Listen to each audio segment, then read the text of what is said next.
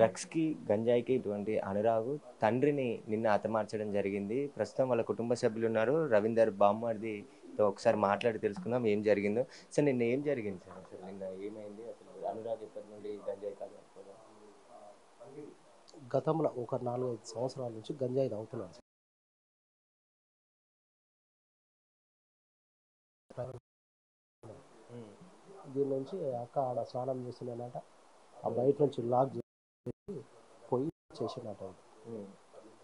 ఇక పక్కలోళ్ళు చెప్పారు అనమాట. వాళ్ళు భయపడుకొని వాళ్ళు కూడా తాళం వేసుకొని వెళ్ళిపోయారు. లేరు వాళ్ళు. హ్మ్. నిన్న ఎన్ని గంటలకు జరిగింది? 2 గంటలకు అంట సార్.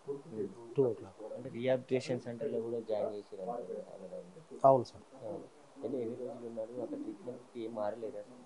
మారలేదు సార్, మారలేదు. అక్కడ కూడా దాడి చేసిందా? దాడి జరిగిందని చెప్పారు. ఏం చేస్తుంటాడు అనురాగ్ అసలు?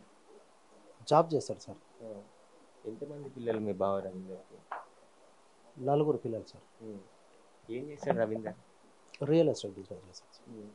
అంటే మీరు అనురాగ్తో మార్చడానికి ప్రయత్నించారని చెప్తున్నారు కదా, ఎందుకు అంటే నిన్న హత్య చేయడానికి గల అంత కారణం ఏమైంది? గంజాయి మానిపించే ప్రయత్నంలో అట్లా జరిగింది సార్. అంతే. నిన్న ఇప్పుడు ఎక్కడున్నాడు అనురాగ్? పోలీస్ స్టేషన్లో ఉన్నాడు సార్, ఆదిపట్ల పోలీస్ స్టేషన్.